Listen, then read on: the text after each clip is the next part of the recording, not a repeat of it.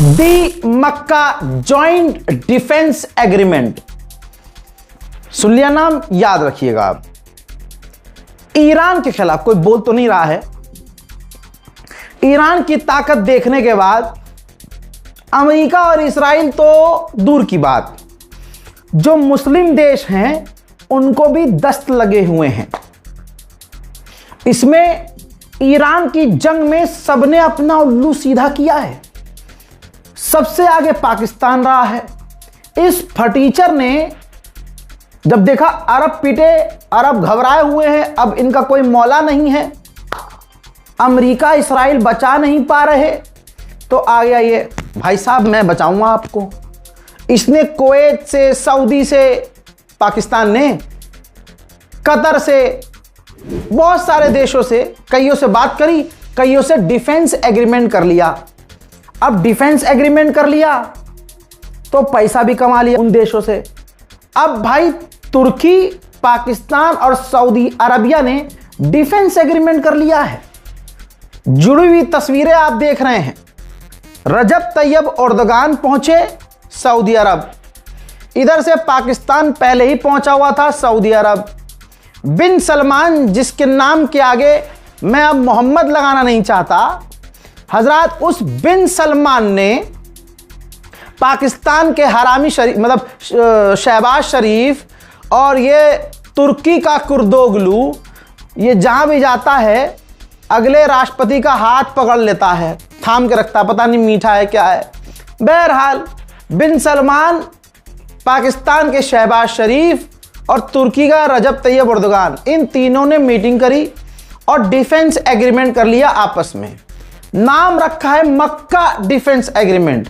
नाम भी शैतानों ने ऐसा रखा है, मुसलमान इस चीज को नहीं समझ पाएगा कि कल को, मतलब शील्ड है ना, मक्का लगाइए कि अगर पाकिस्तान पर हमला हुआ तो ये दोनों देश मानेंगे हम पर हमला हुआ, तुर्की पर हमला हुआ तो बाकी के देश मानेंगे भाई हम तीनों पर, तीनों में किसी पर कोई हमला हो जाए मानेंगे भाई हम पर हमला हुआ है।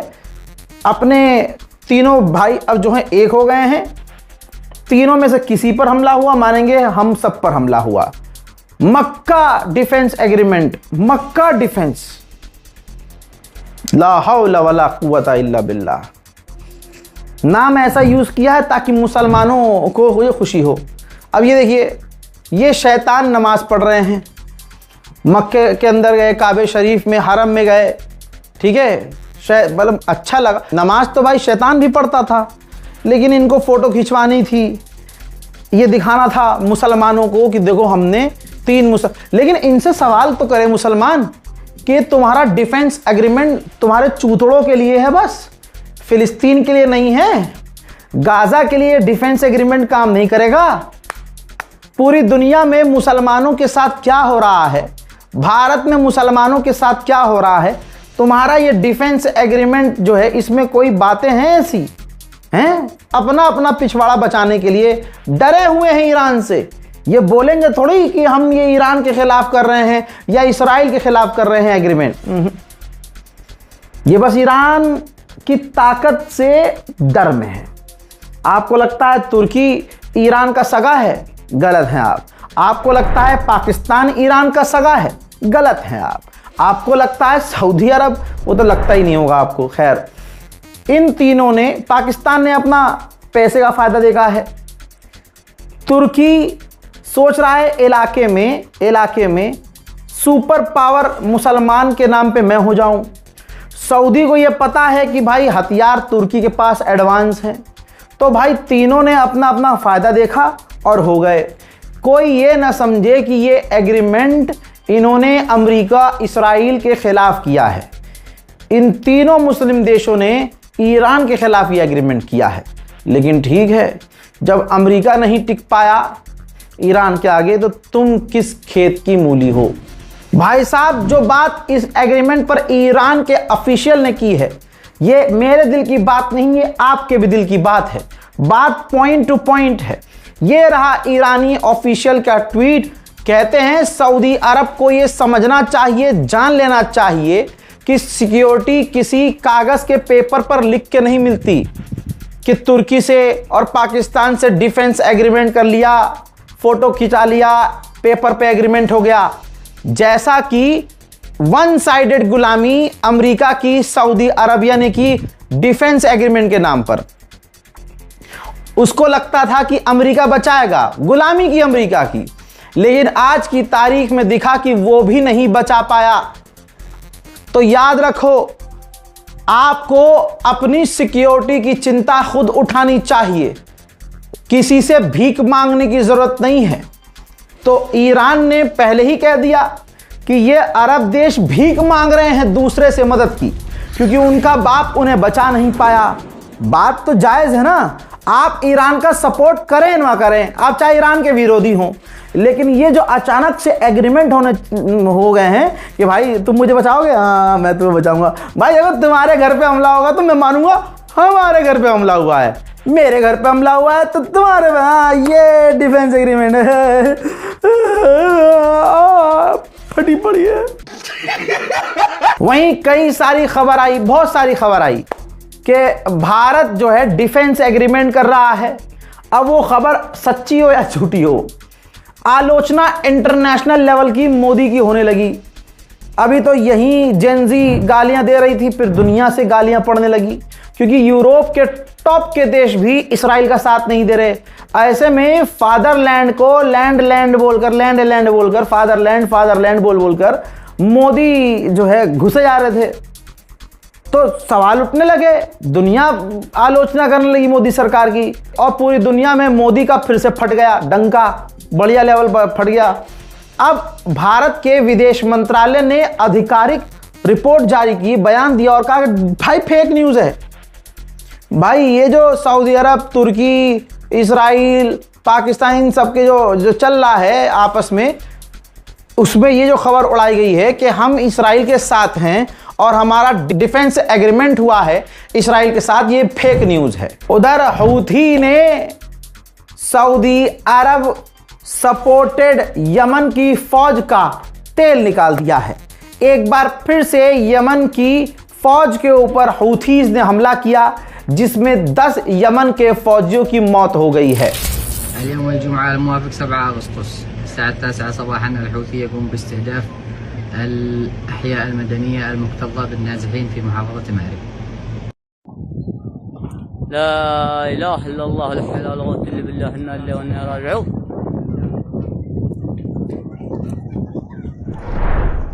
सऊदी अरब का इंटेलिजेंस चीफ दूसरी तरफ पहुंच गया इराक, और इराक के हाई कमांड से मुलाकात की है।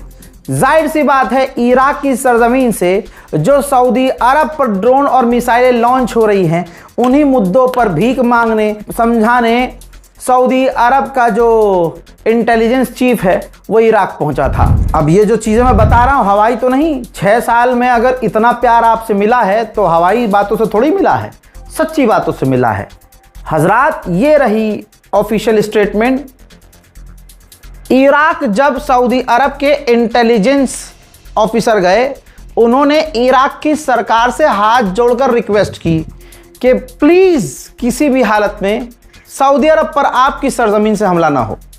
फिर इराक की सरकार ने इराकी लड़ाकों से रिक्वेस्ट की बिल्कुल उसी अंदाज में कि भाई हमला ना करना, रिश्ते हमारे ख़राब हो जाएंगे सऊदी अरब से।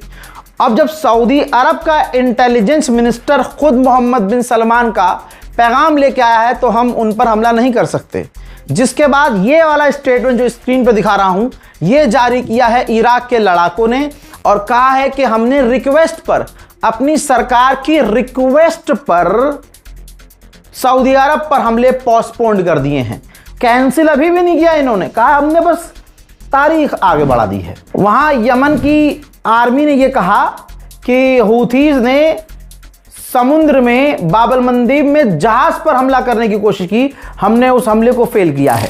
उधर सऊदी पीछे से तो रो रहा है, सामने से फैल रहा है, बिल्कुल अमेरिका का स्टाइल कि पीछे से फटी पड़ी है, जितनी कमीज शमीज जो पहनी है, चड्डी वड्डी सब फटी पड़ी है, लेकिन सामने से हीरो बन रहे हैं, बिल्कुल गुलाबी सुअर की तरह।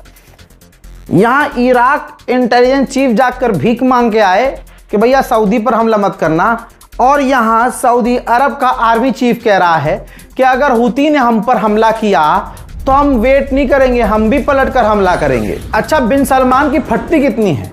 जैसे ही हूथीज से लड़ाई हुई, हूथीज ने पीटना शुरू किया, तुरंत बुला लिया, अरे तुर्की, ओए पाकिस्तान।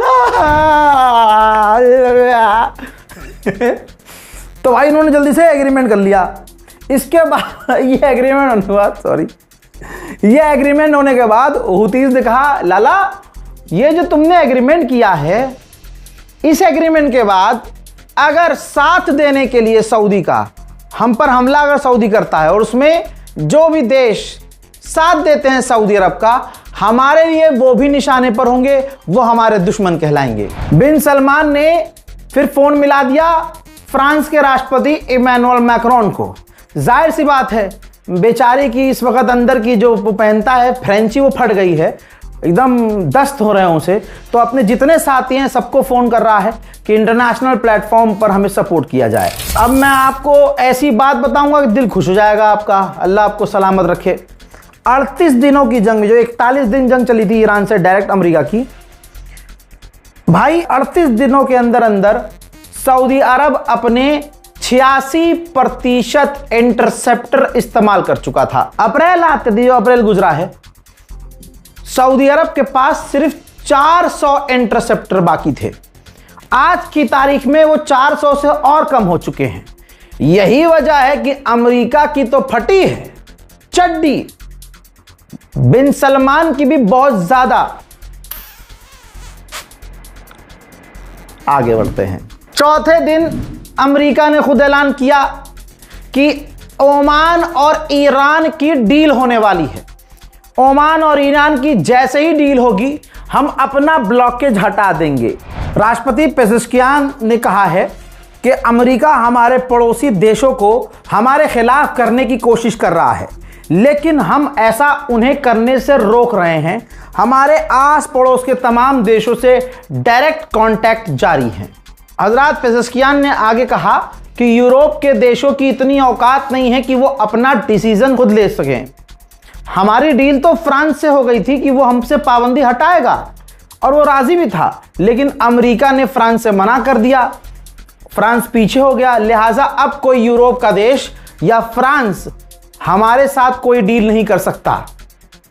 सिर्फ अमेरिका है जो सबको चलाता है। आगे फरमाते हैं पेजेश्कियान कि उनका मकसद ये था कि हम पर इतना हमला करें कि हम निहत्थे हो जाएं, हमारे हथियार खत्म हो जाएं, हम डिसआर्म हो जाएं। उसके बाद इनका जब मन करे, जैसे वो गाजा पर जब दिल करता है हमला करते हैं, वैसे ही ये हम पर कभी भी हमला करते रहें। हजरात, जो पेजेश्कियान कह रहे हैं, अगर एक भी बात गलत हो मुझे बता देना, कल से रिपोर्ट बनाना बंद कर दूंगा। ये जो बात कही है ये आप फील करते होंगे। पेजेश्कियान ने कहा कि हम कभी भी अपने पड़ोसी देशों पर हमला करना नहीं चाहते।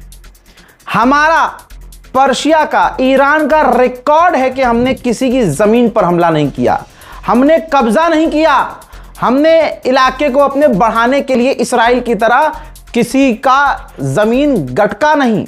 लेकिन ये जो पड़ोसी हमारे हैं, जो इसराइल के करीबी हैं, खुद इसराइल उनकी इज्जत नहीं करता।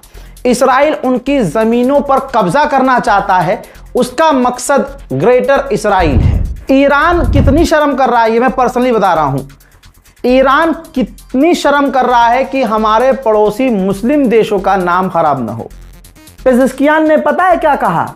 पेजेश्कियान ने कहा कि अमेरिका और इसराइल ने जो मेनाब में 180 लड़कियों को टुकड़ों में बांट दिया स्कूल पर हमला करके, उस मिसाइल को एक मुस्लिम देश की सरजमीन से लॉन्च किया गया था। पेजेश्कियान अभी भी उस देश का नाम नहीं बता रहे।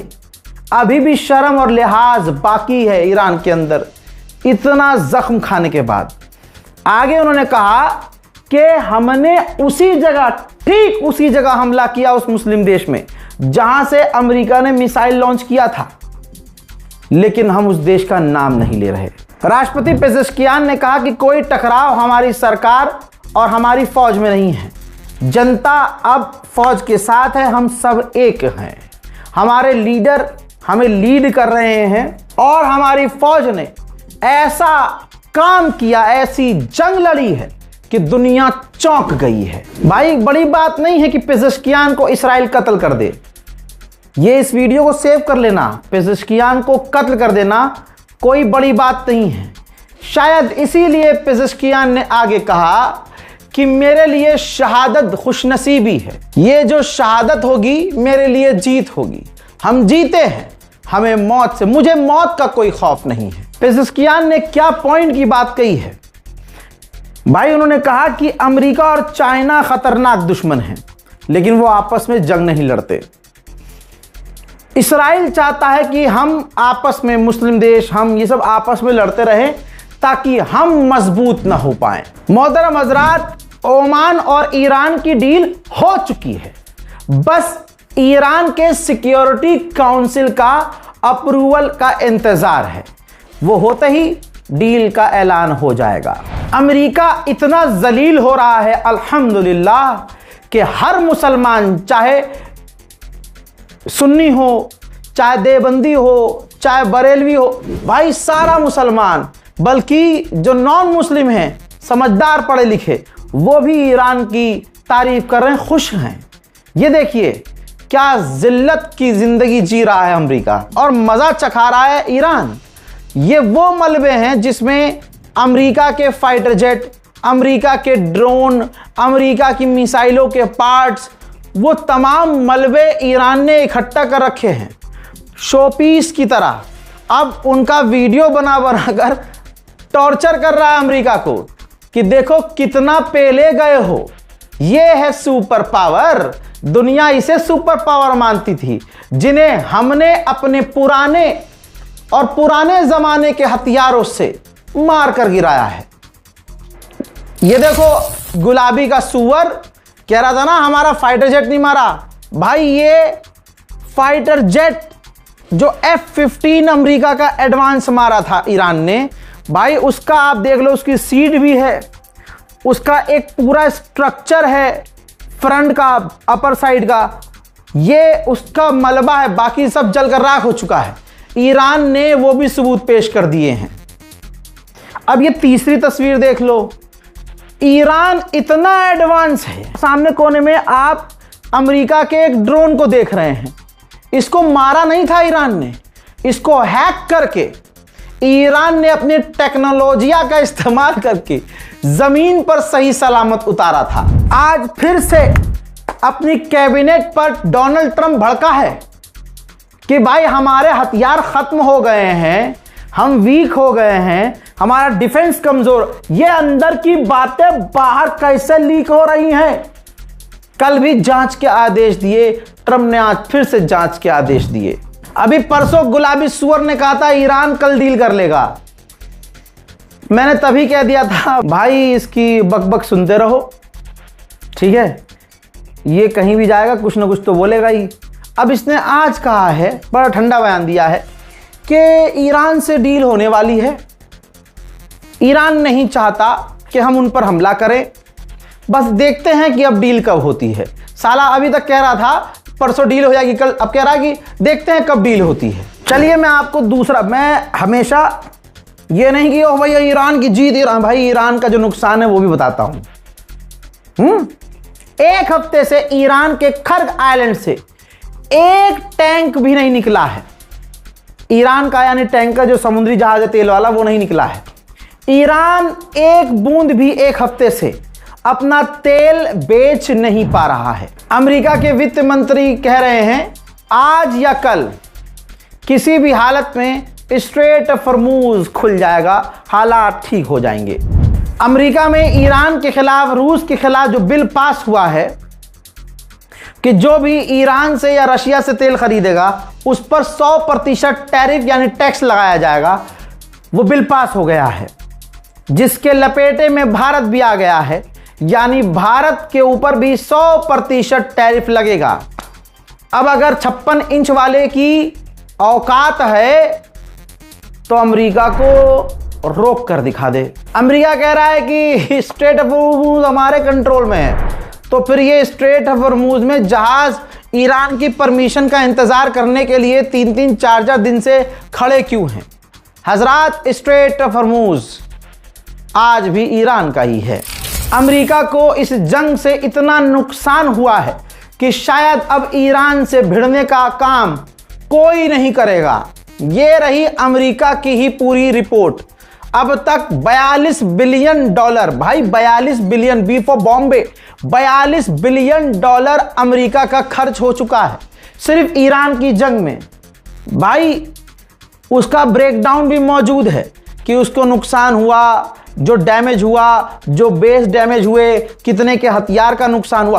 टोटल 42 बिलियन डॉलर का अमेरिका को नुकसान हुआ है। डोनाल्ड ट्रंप से पत्रकार ने कहा कि यूक्रेन ने आपसे डिफेंस सिस्टम पैट्रियट मांगा है, तो ट्रंप ने वहीं रोक दिया कि देखो पैट्रियट की ज्यादा जरूरत हमें है, हमें डिफेंस सिस्टम की खुद ज्यादा जरूरत है, लिहाजा हमारा कोई इरादा नहीं है कि हम यूक्रेन को दें।